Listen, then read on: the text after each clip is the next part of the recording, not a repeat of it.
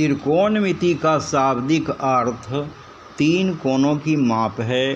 त्रिभुज में तीन ही कोण होते हैं। त्रिकोणमिति में भुजाओं के अनुपात एवं कोणों के संबंध का अध्ययन किया जाता है। CBSE 10th तक न्यून कोण के सापेक्ष समकोण त्रिभुज की भुजाओं के अनुपातों का अध्ययन करना है। भुजाओं के ये अनुपात कोण के त्रिकोणमितीय अनुपात कहलाते हैं। मतलब यहाँ जो कुछ भी पढ़ना है समकोण त्रिभुज के संदर्भ में ही पढ़ना है।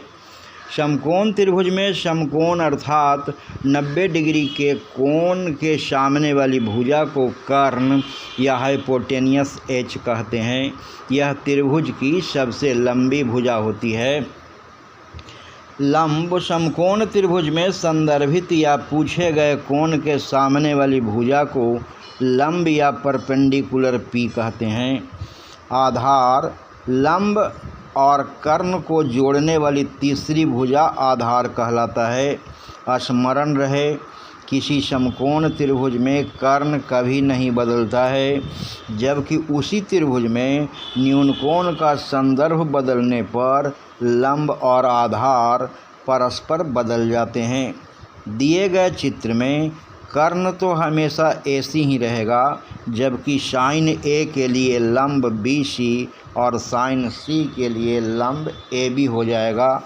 हम यह भी जानते हैं कि साइन का व्युत्क्रम कॉसेक, कॉस का व्युत्क्रम सेक और टैन का व्युत्क्रम कॉट होता है। हम जानते हैं व्युत्क्रमों का गुणनफल 1 होता है। जैसे sine theta into cosec theta equals 1, cos theta into sec theta equals 1, tan theta into cot theta equals 1।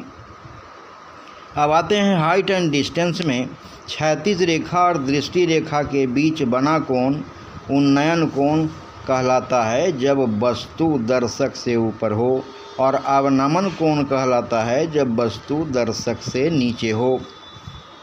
याद रखें, उन्नयन कोण हमेशा अवनमन कोण के बराबर होता है। Note, sine A is not equal to sine into A और sine to the power -1 is not equal to sine inverse A।